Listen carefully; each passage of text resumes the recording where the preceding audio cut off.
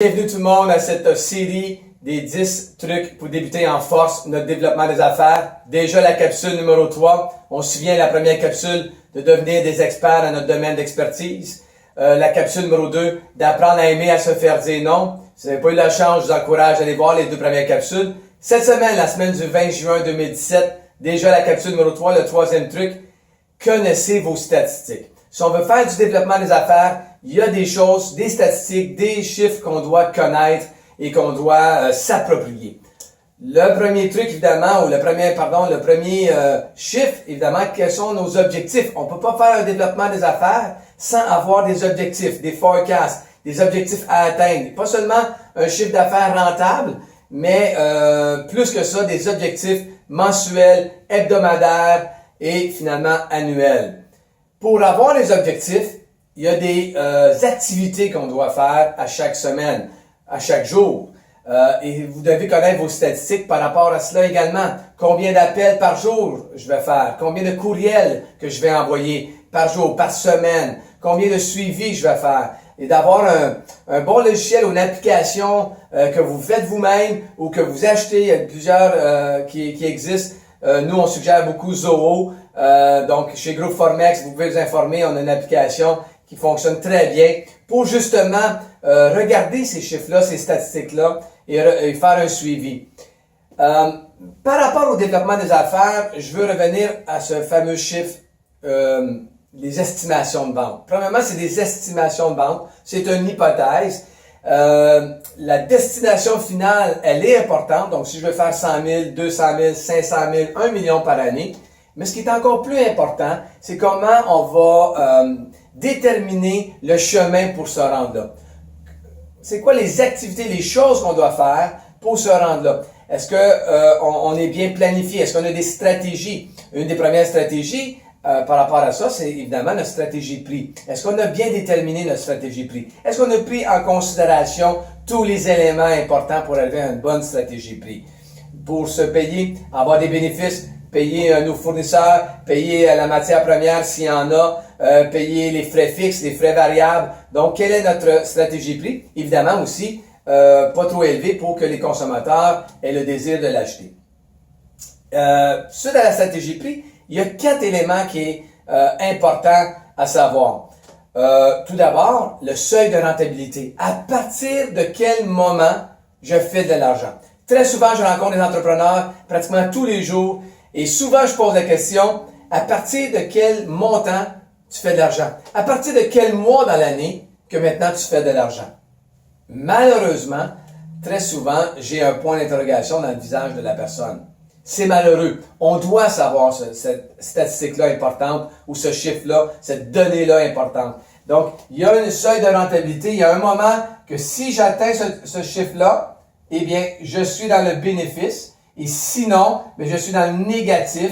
Donc, je ne vais pas être en mesure d'avoir une rentabilité ou être bénéficiaire à la fin de mon année. Les 4 éléments maintenant importants. Votre taux de conversion, votre budget à commercialisation, vos tâches productives et non productives, et finalement, votre capacité de production. C'est bien beau d'atteindre des objectifs, c'est bien beau de se fixer des objectifs, mais est-ce qu'on est en mesure, est-ce qu'on a la capacité de produire les produits ou le service en conséquence? Parce que des tâches productives et des tâches non productives qui vont aller jouer sur cette fameuse statistique-là de notre capacité de production. Il ne faut pas non plus se fier à certaines autres entreprises qui n'ont pas les mêmes capacités, soit par les mobilisations qu'ils ont, soit par les ressources humaines qu'ils ont, soit par différents types de ressources. Donc, chacun de nous, chaque entreprise a sa capacité de production, tout dépendant du nombre d'heures qu'on veut faire, donc les tâches productives et non productives à l'intérieur de ces heures-là par semaine. Les tâches non productives, c'est des tâches qu'on ne peut pas charger aux clients, mais qu'on doit faire chaque semaine. Notre prospection, notre comptabilité, notre gestion, notre planification. Je ne peux pas le mettre sur un contrat avec mon premier client ou mes clients. Les tâches productives, c'est les tâches que je vais charger aux clients. Donc, c'est très important de connaître comment calculer notre capacité de production. On prend les heures d'une semaine, on enlève toutes les tâches non productives. Donc les heures qu'on veut travailler dans notre entreprise, on enlève les tâches non productives et on divise les tâches productives par le nombre de clients et on va aller appliquer cette fraction-là sur les heures restant dans la semaine et ça va nous donner une idée de combien de clients on peut servir par semaine. Très important. Je vais vous donner un exemple. Avec le taux de conversion, avec le budget de commercialisation, les tâches productives et non productives et notre capacité de production. On va supposer que l'entreprise veut faire 120 000 par année.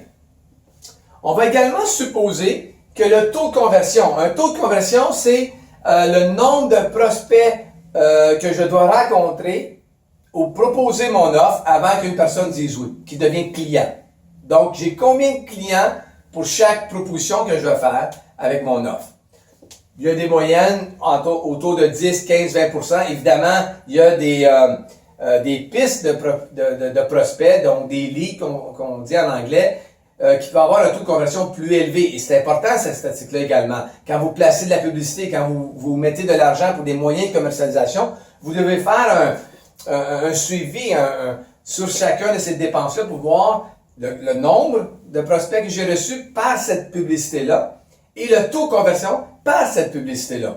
Exemple, les leads d'Internet peuvent avoir un taux de conversion beaucoup plus élevé qu'un lead de référence.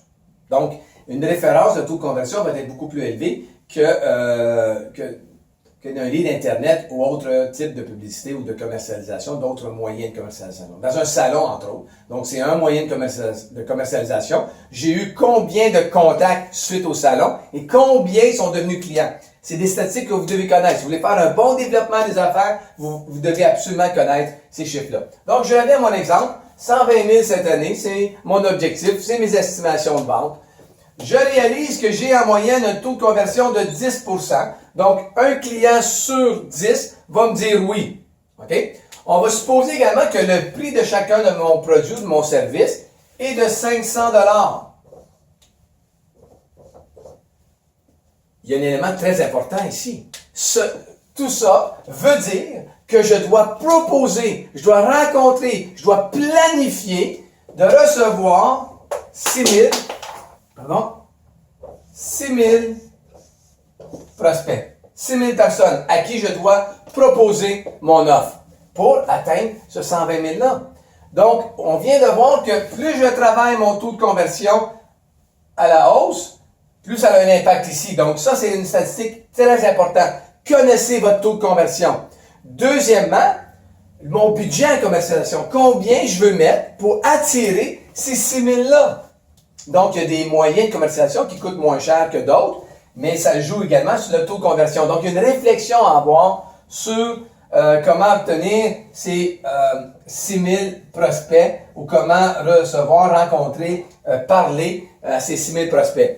Évidemment, ma capacité de production vient d'être touchée ici. Ça te prend combien de temps à rencontrer 6 000 prospects? C'est-tu des rencontres d'1 heure? Est-ce que c'est des rencontres de 2 heures? Est-ce que c'est des appels de 15 minutes? Parce que dans ma semaine, dans ma capacité de production, ça va jouer un rôle évitable. Donc, certainement. Donc, ça va jouer également sur mon objectif, ma capacité d'atteindre mon objectif par les tâches productives. Et finalement, comme je l'ai mentionné, toutes les tâches productives et non productives vont les jouer ici. Donc, on vient de voir ici par un exemple très simple que si je ne connais pas mes statistiques, je fais du développement des affaires à l'aveugle. Et ça, c'est la dernière chose que vous voulez faire. J'appelle ça, moi, des entrepreneurs casino. On a mis 25 cents dans la slot machine et on espère d'avoir 3 sets. C'est pas comme ça qu'on fait le développement des affaires. C'est pas comme ça qu'on fait notre démarrage d'entreprise. Il faut connaître nos statistiques. Connaissez vos statistiques. Donc, cette semaine, le truc numéro 3, connaissez vos statistiques. Le truc numéro 1, devenez des experts dans votre domaine d'expertise. Truc numéro 2, apprenez à aimer vous faire dire non. Et finalement, cette semaine, connaissez vos statistiques. N'hésitez pas, suivez nos playlists sur la chaîne YouTube de Groupe Formex ou sur notre page Facebook de Groupe Formex. On a le compte Twitter maintenant qui est là de Groupe Formex. Vous pouvez nous suivre, beaucoup d'actualités va être là également. Instagram s'en vient bientôt. Donc, ça me fait plaisir, encore une fois, de vous présenter cette série de capsules vidéo. Et la semaine prochaine, le 4e truc, là, ça va devenir de plus en plus intéressant. Pas que c'est pas intéressant les 3 premiers, mais on s'en va dans des sujets qui vont être fort intéressants dans cette création. Comment on va créer cette relation de confiance-là. Il y a 2 trucs, les 2 prochaines semaines, c'est 2 trucs sur comment établir cette relation de confiance. Merci beaucoup. Encore une fois, Éric Gauthier, président fondateur de Groupe Formex, et j'ai bien hâte de vous revoir.